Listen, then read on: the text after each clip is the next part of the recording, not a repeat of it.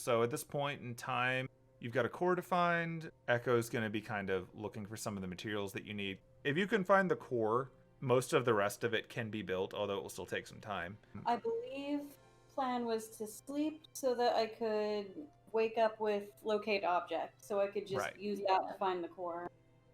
I think there was also talk of dinner. That too, yeah. So if you want to head down to the kitchen and start prepping things, that would be going to the second floor. Sounds good to me.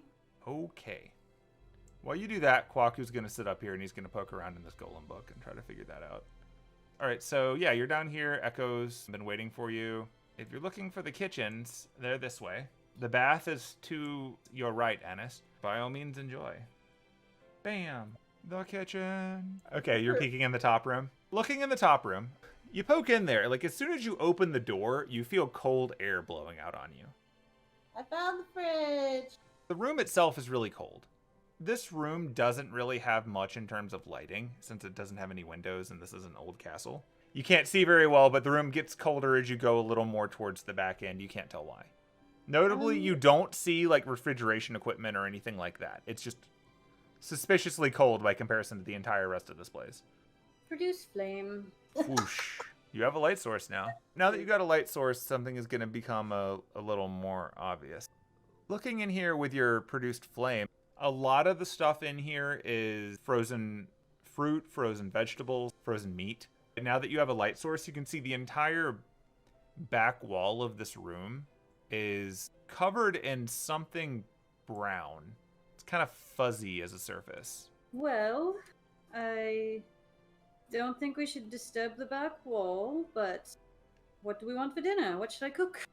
Anything but yiho chili. I don't know that I could pass together the recipe for that anyway. I'm gonna step out of this freezer. As you try to step out, something does happen. Oh no! So I'm gonna hook you back to where you were, because you bump into something. Bump into this thing. Oh no. No. Oh no. This is an incredibly cold room, and there are 3 things in here with you. You remember these because you saw them way back when you first encountered a caster statue. Apparently, at some point, some ice methods moved in, presumably after the wards went down because they found the coldest place here. Let's create some initiative. Penelope's up. Vicious mockery. Which one are you mocking? The one closest to the door. Alright, no, I'm not dealing with these guys again. No, you get the hell out of my way. You have wounded its pride. Good. Well, then it's Anis's turn. I think I'm just gonna attack it. Wham, violence. I'm gonna like wedge myself into the doorway, staying within its combat range so it doesn't get an attack of opportunity. Basically, I'm trying to make it so that Penelope can get out. Admittedly, Penelope could get out right now because she's small. We don't really need anything in the room. Like, some of the meat would be nice, but ultimately, if we could just close the door on these guys. So the ice method on the left for screen purposes, it's covered in ice. It's currently standing on top of a box of frozen carrots. It inhales a bit, and then it exhales some cold breath at the 2 of you. And technically, the one up there, too, would be caught in this as well. With all of your amazing buffness, Anise is totally fine. It's cold, but, you know, you've been to colder places. You've survived. You're in a freezer. Penelope is catching the brunt of this, however, as she's directly at the end of the cone. You can feel this super cold brushing over you. Your skin is getting numb. Your lips are chapped almost instantly, which is offensive to you as a musician. That first ice method that's right next to you, it doesn't appreciate that Anise just hit it. Penelope said some mean things to it, but Anise actually hit it. So it's going to try to hit Anise back. That's a crit. Looking at its claws, it looks like shards of ice or icicles, almost knife-like, and it just sort of rakes right into your arm. And as it digs in, you can feel a numbness in the area immediately around. Like, it's not going to impact your ability to move, but it feels really cold. And that sort of gross, like, sticky way that ice will stick to your hands, like, that's sort of what it feels like all around it.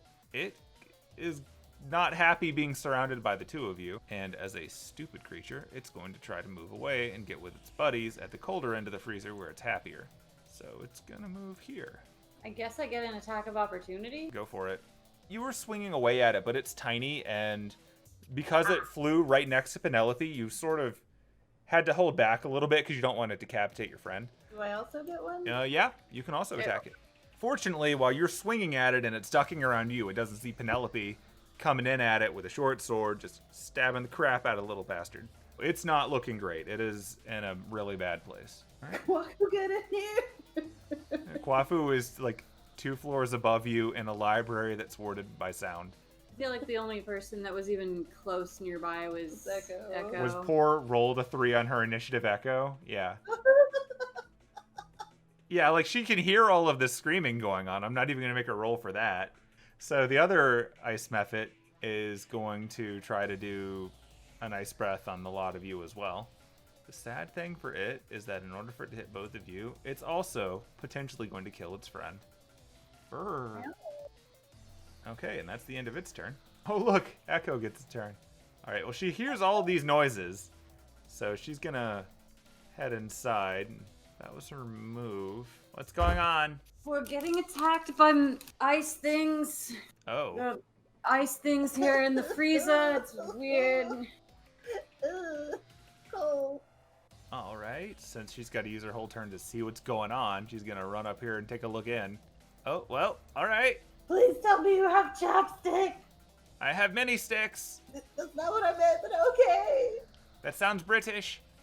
It's not that hard to make chapstick. I just need to find the ingredients. We need to get you out of there first.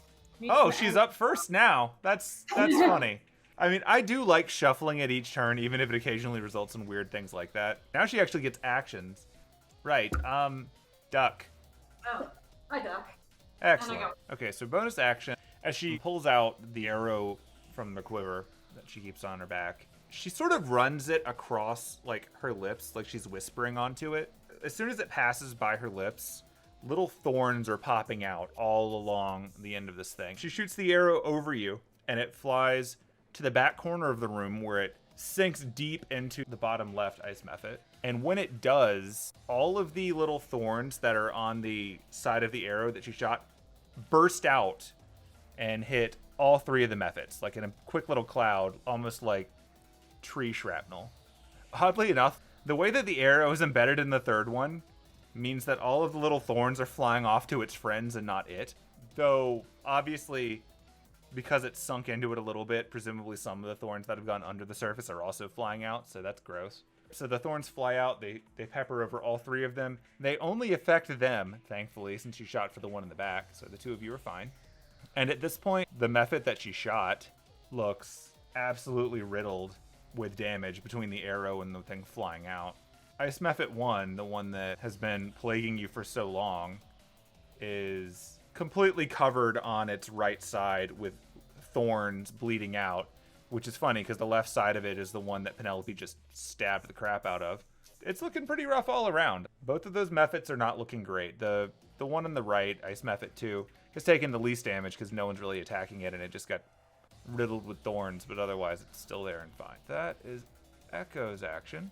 Penelope. Penelope's gonna stab Ice Method 1. You did it. I know they could probably get an attack of opportunity, but she does not want to be in here. It will swing at you, but it's the only one that can swing at you. Okay, so it's using its reaction to swing and miss. And yeah, you can totally leave the space. You are now out of the room. She's gonna cast Healing Word as a bonus action and be like, Anise, get out of there and stop dying. I'm alright. And stop dying. It's not that bad as my arm is like hanging limp and frozen. Like, come on, just get out of there. I don't want to deal with these guys.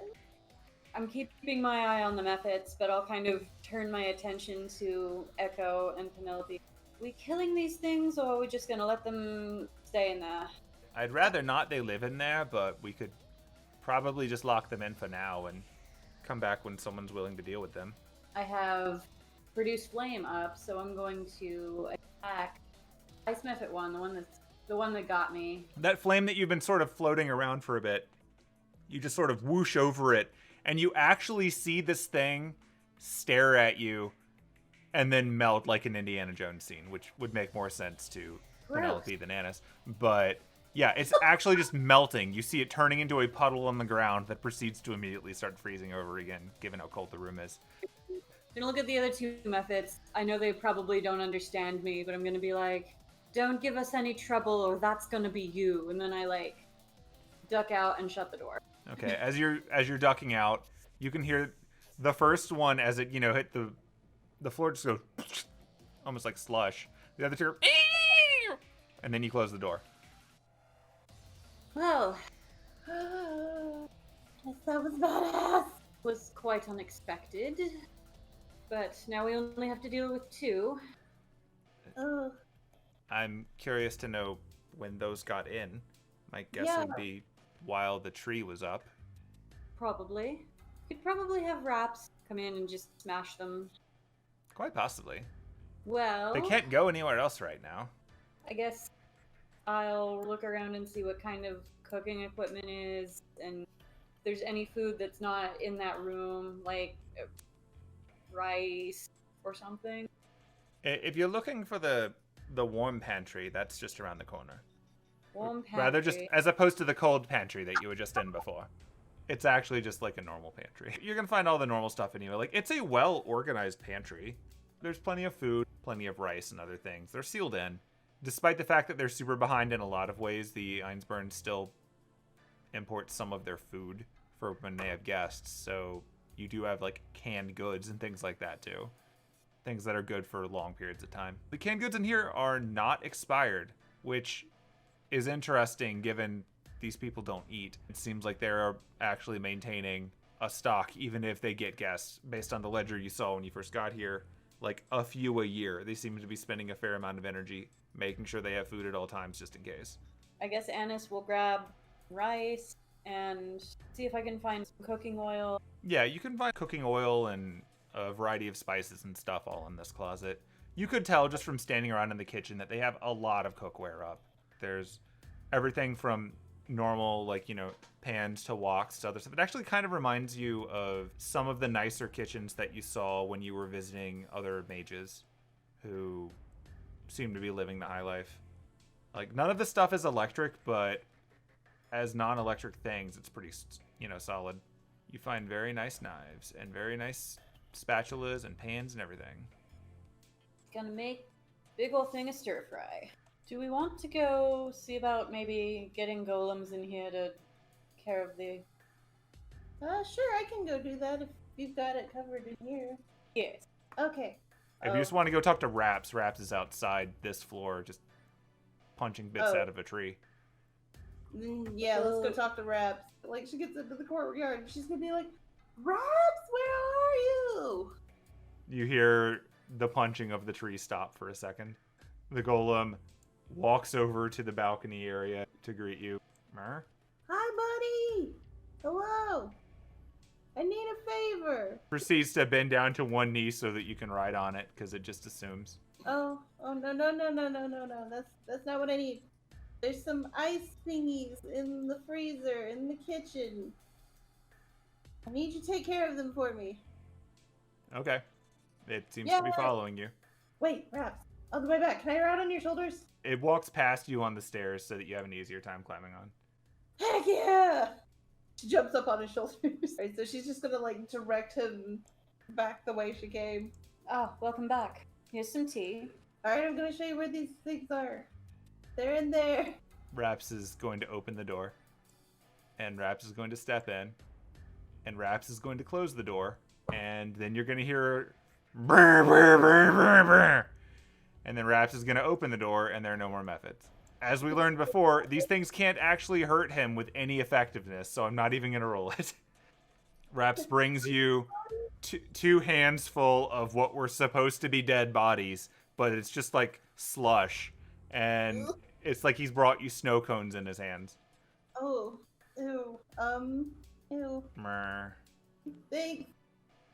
Raps shakes his hands up and down, and the slush falls on the floor. And then Raps comes over here and sits down. Well, that answered that question. Raps will listen to us. How's stuff going over there? Want to see if there's any meat in that freezer that you want to add to the stir fry?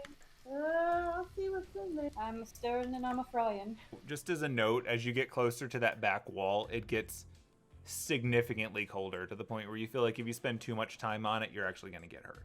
Ugh. Like, the bottom wall in here is significantly colder than any freezer you've ever been in. In some of the stories that you've heard about, especially older mages and old mage castles, they would actually cultivate a mold that consumes heat. And then they would use it in, like, their wine cellars and stuff. It's pretty convenient from the time before we had actual freezing technology. It's not going to spread on to anything beyond the wall. It seems to just live on the rock. Does she see any chicken in there? Yeah, you see a few birds. You can roll nature to identify what kind of birds they are. You find a few ducks in addition to a chicken and a turkey. It's gonna take the chicken. Okay, you have recovered chicken. I found some chicken. Well, this chicken should be more than enough. I add it to the stir fry. Hooray. After a few minutes of sitting here and not having more things attack you, Raps goes back to his previous job. Bye, buddy. Someone should go get Kwaku, the only other person in this castle that eats. Echo, do you want any tea? I know you don't drink. I still enjoy it. I just don't Cool. have to. We'll get some tea. I'll be back, I guess. Kwaku very carefully puts away the book that you used to make the library work before walking in the kitchen. So tell me about yourself. No. Oh, She's just eating. fine. Kwaku, tell me about yourself. The Well- man is starting to talk to me for some reason. Eating. I think she was probably raised in a culture where you don't eat and talk at the same time. Ugh. Shoveling food into her face. Meals are sacred. They're gifts from nature. They are to be appreciated. Ugh. After dinner, then the wine comes out, and then the talking happens. So, Echo, how old are you? Do you want the Really? relative answer or the absolute answer? Yes. 19. I got a few city miles in the last month. In fact, Yeah. later I'm actually going to have to go upstairs and pick one of my sisters from those vats, and I guess she'll be the one who gets to talk to our friend at the saloon. Otherwise, it'll be a bit much to explain. I mean, I think Ginger would still be happy to see you. You're his friend, right? I'm sure he would, but it would be a bit complicated to explain. He doesn't really know what we do here. He just knows that Oh. we help and he helps us. I'll still see him from time to time. I'll just be playing the role of the mother of my replacement or something. I'll come up with something. Mm. You get a sense that while she's saying these words, that this is more like an intellectual voice. Like, of course, this is the right logical thing to do, but her heart's not really in it. Like, she's clearly got some regrets at this being the thing that she knows she's supposed to do. And I guess there's no way to reverse what happened with the aging and whatever, right? Not to my knowledge. I believe mages have invested a great deal of energy into the subject of eternal youth without much success. Part of the entire reason for this castle still being here is escaping the rigors of aging. Well, I still think you should try and go talk to him at some point, and not trying to be like, "Hey, I'm so and so's grandmother." I might do that. I'll just be careful. I don't want to get him into trouble, because once the golem is up and running again, he's not going to be very patient with any risk to security. Sips her tea like. Yeah, Kwaku has just been over here stupid quiet, sipping his tea, not making a damn sound. Kwaku, how old are you? I'm quite old. Define quite old. I have seen a lot of history. And you guys just really don't want to talk. Good grief. 22. What? I'm 22. Penelope is sipping her tea again, like, No, but really, Kwaku, how old are you? It's important for me to know. 68. Penelope is still holding her cup up to her face, and she's like, I'm 31. Sips tea. It's been a very eventful 68 years. My kind grow up a bit faster and then, fortunately, stay about the same for long periods of time. Let's just say I remember a world war. And for the parts of the world that I've spent time, it was not pleasant. Oh, I can imagine. Yeah. And at that, he actually sort of turns toward Echo. So, once all of this is sorted out, you're going to get back to the ritual, aren't you? You mean the Grail War? Yes. The reason I was coming here in the first place was to hopefully dissuade you from doing that, given the amount of damage from the last two. And I recently was in Fuyuki, Japan, where the last one was, and what I observed there was that whatever happened, it caused significant damage to the ley lines. I am concerned that if you were to try to do it there again, you might cause irreparable damage to that entire region of ley lines. If you recall from here, the tree doing what it did to all of the trees around here, cutting them off, then becoming that brittle, that's starting to happen there, but I don't know that it's going to come back because you can't just go kill a tree. That place could be dead in a matter of time. To credit, Echo looks a little startled by this. You're saying the ley lines are disrupted. Disrupted is a generous term. In many ways, they're effectively dead. The plants are not growing back well. I got the impression that eventually the wildlife was going to have to leave, and that's going to eventually affect the people who live there. They don't know it yet, but while I was there, I could barely practice magecraft. I couldn't draw much of anything from the environment. Well, That's bad. that's quite problematic. We're not going to have an easy time gathering the mana needed for the next ritual there, if it doesn't have any. Right, but also you shouldn't do it. And at this point, you can see that the two of them have very different concerns on this issue. I suppose we'll have to report that to the golem and take that into consideration. It will ultimately be his call, but I don't see him changing direction on this. It's an obsession. And also, it is still the purpose of this family. We need the Holy Grail ritual. We need to complete it. We need to save, well, humanity, and by extension, all of the rest of us. And we can't do that without it. Do you even know if it works at all? Has it ever worked? Not yet. What exactly do you mean by save humanity? How familiar are you with the third magic? You know that the third magic, it's generally known as Heaven's Feel. The main thing to note about it are that the first person to accomplish the third magic was the original head of the Einzbern family 2,000 years ago. When they did, they achieved the ability to essentially manifest the soul, like separate the soul from the body and connect it to the root, which has a wide variety of implications ranging from, well, once you don't have a body anymore, you're immortal. Like, you can't get sick, you can't be hurt. Like, you're just immortal. You're a different level of existence. Which makes sense for why the woman that you watched the world through was so desperate to have it for her daughter, because if she could manifest her daughter's soul and then eventually manifest her own soul, they would be together forever. Whereas when you die now, you return to the root and then get essentially recycled and reincarnated into someone else. At least is the current understanding. When they finally did have the ability to use it, it was incredibly slow. Like, as you recall, it took over a year to cast it on one person. That was never going to save everyone. But presumably something about this ritual allows them to do it to more than one person based on the scope that she's saying here. You don't know a lot of the details about the actual ritual because that came after you in your flashback. I know bits and pieces about the third magic. Obviously, I don't have the whole picture. Right, well, essentially the plan is to use the Grail War and winning it. As you may be aware, the winner gets a wish. We wish to enable Heaven's Feel and manifest the souls of everyone. All humans, all elves, depending on how generous you are to my kind, homunculi.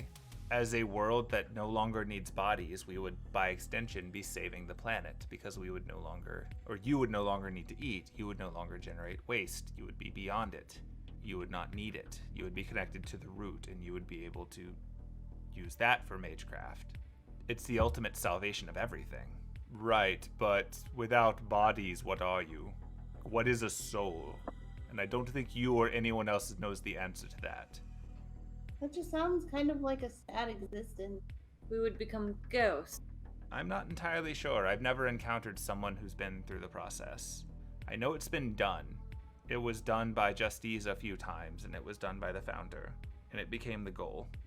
Unfortunately, homunculi are created with just the knowledge that they need to do their job, and the only reason I know more than I did before is because when I was created, one of my purposes would have been as a secondary option for a Grail War should the primary not work out. Wait, a secondary option? I don't know most of the details, but essentially, when Ilyasville was born, she was born as an actual child, capable of growing, which also meant that she was capable of being hurt, capable of dying. She was considered irreplaceable, but the golem still plans, so I was created as a copy of her, capable of aging and growing and fulfilling the same functions that she does over time. The difference is she stopped aging and I didn't. That made me incompatible, so I was given a new purpose. The presence of an aging homunculus allows for some things that we couldn't get before. As you could tell from the tanks upstairs, we all look the same. We all have the same level of interaction, but having a variable is the key, according to the golem. Random chance is what enabled Justice in the first place, so he kept me around as a variable, and I eventually took on the role of overseeing the area and keeping it safe. That's why I have a cabin, and that's why I have the archer statue. It allows me to see everything, and in the case of this, every other homunculus went out and attacked and died, but I had the independence necessary to hide and eventually get your help. I believe I was one of the only instances we've ever had of a failure still finding use. There were maybe 2 or 3 others. Otherwise, when a homunculus can't do its job, it is discarded. You've seen plenty of those. Okay, so there's no one around to discard you though, right? Not at present. Then why couldn't you just live your life? This is my life. This is my purpose. Yeah, but like not trying to do a Grail War though. Not trying to do the thing with the souls. So, It just... you don't I feel like really you know haven't- why you exist, do you? Huh? What is the purpose of your life? I'm here to make music and do my thing. You what I- choose that. You could have chosen something else. Exactly. I was chose- actually created with a purpose. A direct one. That is the reason I'm here. It's what I have to do. But was saying that you couldn't make a choice yourself? It's not just a matter of choosing to. It is legitimately what I want to do. Kind of buries your face back in her cup again. It's like, ugh. So what you're saying, though, is that regardless of what happened to that city in Japan, you're going to go ahead and in another 50 or 60 or whatever years do this again. Well, I don't know if that's going to be the case. Like, this time it will be up to the old man once we get him working again. He is the leader of the family and he'll make the decision. So if the old man doesn't decide to do a Grail War and to pursue this through another means, you would be okay with that. I would be okay with whatever he decides to do, but I don't think you understand exactly.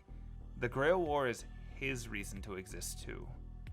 Specifically the Grail War.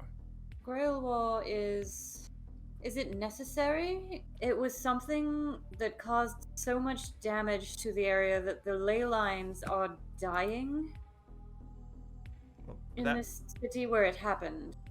that part is definitely news to me. The Grail War is the gathering of 7 masters who summon 7 servants, and per the ritual they have to fight, and once the Grail itself is filled with 6 servants, the path to the root can be opened and the wish can be granted. And it has to be a war. You can't just take the 6 servants and just put them in the Grail without needing a war.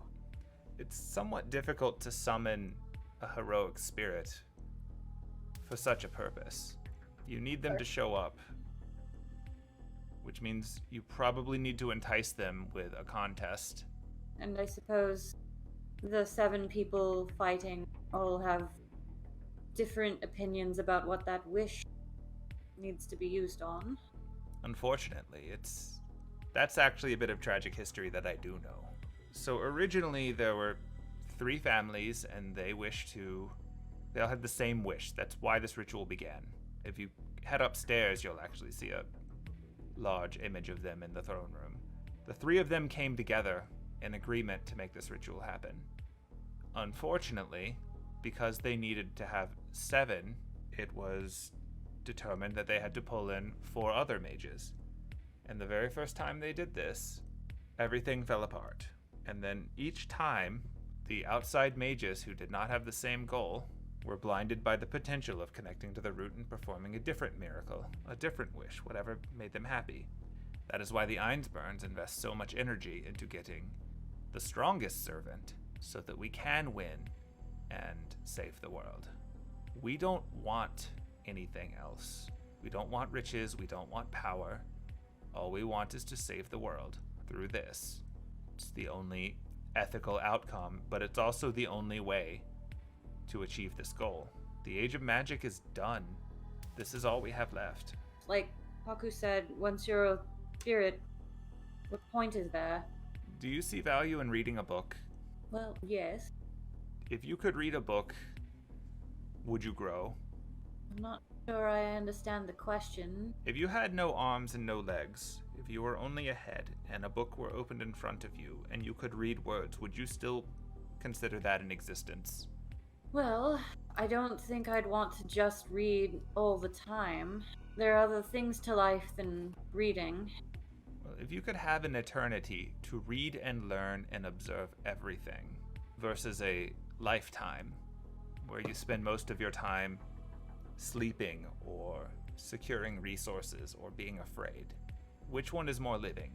Well, the problem with your definition of living implies an end, which implies death, and if we're just spirits floating around and there's no death, there's no life either. Death gives life meaning, and if there's no death, there's no meaning. That's how I see things as a druid. Things must look very different as a homunculus. You're getting the sense that you're saying these words to her, but they're not clicking. She's having trouble comprehending this concept of where you're putting value in things from them having an end. Based on what you know of homunculi, this does kind of make sense. You saw Justice just stand there for a year. That form that you were, following asked her to cast a spell that took over a year, and she did. She just stood there for a year to cast it. They really do seem to have this kind of simple and straightforward mindset of this is what the job is, this is the goal, with no real regard for like the shortness of their own lives or anything like that. They don't really factor it in much. Most of what they're doing here seems to have been inherited from the other people that you saw back then, who kind of impressed on them the importance of, and then if we achieve this, we'll have more time, we can live forever. You also recall all of those people left or killed themselves. It seems like the homunculi are hung up on a concept that they themselves don't even fully understand. They just know that it's what they're supposed to do. Well, I believe I can understand how things fell apart in those Grail Wars. Who wants more tea? I do. Yes, Okay. please. Another round of tea. Well, I've had 3 cups. I need 10 more. you need to sleep eventually. Although, I do wonder, what kind of wishes you could wish for. It surely is capable of granting all sorts of wishes. One of the special abilities of the Grail is that you can sort of think of it like it's connecting you to all of the mana in the world for an instant. Most of what they can do now is limited by how much mana a person and their magic circuits can handle. But when you're connected to the root, when you're connected to the source of all existence, anything that could be done with an infinite amount of energy, or could be built over an infinite amount of time, could be done. That's why all mages pursue it. But also, in our case, one of the sorcery traits of the Einzberns, one that Justice possessed and by extension the Grail possesses, is very directly the ability to create a miracle, to do something that cannot be understood, only observed and wondered by. Did you just imply that Justice is the Grail? In a sense, the Grail and Justice overlap. She was a critical component to the creation of it. I'm not fully versed in how that came to be. That you would definitely have to ask the original, but it is known from what I learned when I was preparing as a backup that should I interface with the Grail, I will see her. Of course, if it's currently in Fuyuki, and Fuyuki is in a bad state, that's several things that will have to be solved for. And I suppose there's no need in us worrying about it if, like you said, it happens every 50 or 60 years. Usually. The last one was 10 years ago, though. That was unusual. That's weird, though. Why were they so close together? The fourth one ended prematurely, which meant that most of the mana that was stored up for it was still available. Now, we don't know what happened last year, but it's possible that, assuming whatever the outcome of that war was, if the mana is still there, and more is available once the ley lines are restored, then it could begin again. As Kwaku mentioned, the fourth one resulted in great fire, and the fifth one resulted in, well, I don't really understand this tragedy, but it definitely was one, especially if it has scarred the land. Perhaps it's the location after all. That area seems cursed. We've tried it 5 times and it's never worked properly. Is it the only place where this sort of thing happens? It's where we set the Greater Grail. Granted, that was hundreds of years ago. There's nothing to say it couldn't be moved. Well, there's nothing to say you could either. I don't really understand the nature of that part. I was only really born to interact with it, not to understand it. Suppose these are all questions for the golem. Assuming he would answer them, yes. Penelope just makes a fist and punches her hand like he's gonna.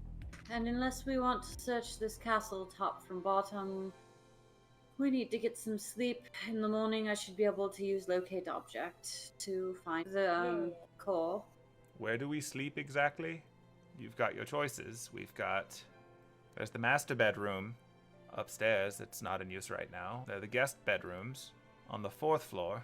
There's actually 2 of them. So you could always go to the royal wing and stay in the royal guest room. Just usually reserved for dignitaries. Not like we see many of those these days. Sounds fancy. They're all very nice. Or you could just sleep in the normal homunculus quarters. We're not using them. Where did you say the royal wing was? Over there. And she sort of points. If you recall from outside, the tree was stuck all up in a building on the south side. Ah. That's where the last guest was. That was where Lady Edelfelt stayed on her last stay. It's a nice place. It's very large. Give or take bits of tree likely sticking into it right now. Suppose I could go take a look. At the very least, you could see if the piano is still intact. Wait, there's a piano? Yes, it's a very nice piano in the royal living room. Okay, no, we have to go. Is anybody else done eating? Because I'm gonna go. I should probably get back to learning how the golem works. Dennis, do you want to come with me to the royal area? I suppose. Yeah, let's go. It's not that way. Oh, don't study too hard, Kwaku. I'll be here again at sunrise making breakfast. So where am I going? Just come over here. All right, this is the main entrance area. If you go up the stairs a little more, you'll get to the bedroom, but since you mentioned the piano, here's the living room. Gonna immediately bolt in. As noted before, the walls here have all manners of damage done to them from the branches that were once this tree. But as it so happens, the back half of the room is just out of range of it, meaning the piano is perfectly intact. It's a nice grand piano. Looks pretty old, but well maintained. I know they're about to go to sleep anyway, but she's gonna do Song of Rest. Okay, so when you flip up the cover for the keys and slide it back, there's actually a little stick that's sitting on top of them. It looks like a conductor's baton. Ooh, she's gonna pick up stick. Okay, so when you pick it up, you hear a noise. Specifically, as you lift it up, you can hear what sounds like the corresponding noise that a symphony would be doing in front of you. Whoa. Can I hear it, or is it? You can hear it too. You can both hear it. Holy crap. Where is that coming from? This, I guess. Holds up the stick. Oh my god. It's like if you were to close your eyes in front of an orchestra and you were to wave it, the corresponding noises happen in that direction. Oh my god. Cool. Just gonna wave it around a little bit.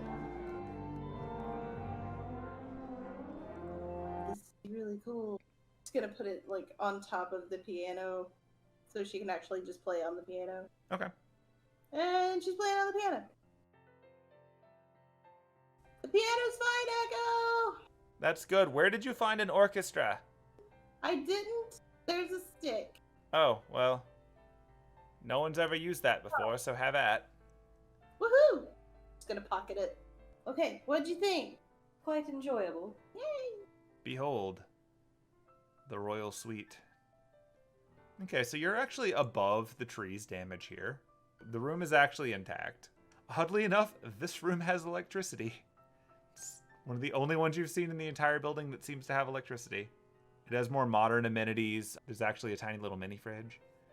Oh my god. You recall a mention at one point when Echo said that Kiritsugu had a phone put in and also some other things, that this might be one of the other things. Because you rolled a nat 20 on the Penelope investigation, you find some stuff that was apparently left in one of the nearby dressers. And what you find, a tiny bag. It's like a velvet pouch. It's pretty small. But when you open it up and you look inside, it is full of small, precious gems. A variety of them. Holy shit. Find something interesting? Yeah? That is interesting. Why would that be here? So you remember before when you were looking at the ledgers at the entrance and you saw that the last guest that they had was Livisa Edelfelt. You, having worked for her before because she was the person that helped finance your shop in London, you know that the Edelfelt family is known for using gem magecraft. Like, that's one of their big claims to fame, and that they are super wealthy. You don't know exactly how they use them, but you know they use them with their magecraft, so it stands to reason that if she was the last guest here and she stayed in this room, she might have just had them here as something to use for magic and just either forgotten about them or just not cared because she's hyper rich. It's hard to tell. You've never met her in person. You just know that you've been keeping her alive in part with your potions and that her family is very well connected in the mage world. It stands to reason from your experience with other mages. Like, when they hit a certain wealth threshold, their priorities are so different from yours that it's kind of hard to rationalize if this would even affect her day, or even if it's just like, oh, what if she wants to come back later? Now she doesn't have to remember to bring some rocks. For the two of you looking at these, like, these are valuable. Like, this is some money. Possible that this was her where she stayed, and these are obviously precious and extremely valuable for us, but for her it was like pocket change behind, probably. Okay, cool. Alright. Just gonna just put it in her bag. Alright, I see a door over there, so I'm gonna look at that door. It's a side room. It's got a desk, got bookcase, got some chairs and dressers. You can definitely see there's some dirt. You can see that the dirt actually leads over to that southern window. Over to the window. You actually see something that was stuck in the frame of the window when it was last closed. It's a plant. Yep, it's leafy. Anise, I found a plant! Oh, okay. Oh, interesting. It's some mistletoe. Ooh. When you pick it up, the mistletoe kind of feels like it was drained the same way that the plants outside were, but it's not falling apart at the touch. Like, it was drained through some different method. You know from casting your own spells, after you cast the spell with it, like, it doesn't just like poof and disappear, it's drained. So like, this was used in casting some kind of spell. This was used in casting some kind of spell. It's one of the ingredients in a variety of arcane or nature spells. Like, a lot of them don't care too particular about which plant are used for them, so long as it represents life or living things or whatever. Mistletoe's kind of weird because as a plant, it's not really like a natural, like, it grows on itself. Like, no, it grows on other plants. It's not usually seen as a super positive thing. Pop culture has been kind to it in a lot of ways, but it's not something that would be really great. Now that you're thinking about it, Anise, mistletoe is one of the things that's on the ingredient list for the potion that you made for Echo. Mm. And it was one of the ingredients that made you suspicious, because, like, people can't really eat mistletoe. It was one of the many, many ingredients on that, along with, like, the mercury and some other stuff that made you think this wasn't for a human. It sort of reminds you of when you got the very first version of that recipe, the one before you improved it, it did call for mistletoe, and like they'd included a few samples, and one of them was dried up like this one. When you were going through all those plants upstairs, there's no mistletoe up there. You didn't see any of it in the garden that you were in or in the grotto. And also, you haven't seen any like in the area around the castle, and you've been in the woods for days. Like this came from somewhere else. It is peculiar to see here, considering I haven't seen any anywhere in that garden upstairs or on the grounds or even in the forest. Whatever this was for, it was for something very particular, I think. In any case, there's a full ceiling over this bed, so Darn. yeah. Guess I'll just have to sleep outside. No! I mean, I suppose I can sleep in a bed. In any case, I think I'm gonna claim that room and pointing to back into the other room, the bed and the electricity and the Modern Mini-fridge. amenities. Anise is poke her head into this room and see what this is. The bathroom's over here. Oh, There's also beds in this room down here. I think I'll sleep here. okay. We've Lovely. got to sleepy time. Everyone's going to get to rest. I'm sick. You can actually try to identify it yourself without having to bother Kwaku since you've got time. Oh no! Oh dear, what did I miss? I was able to identify the conductor wand. Oh good. It's a wand of conducting. Wow. Crazy. My favorite part, though, on a one, a sad tuba sound plays as the wand crumbles to dust.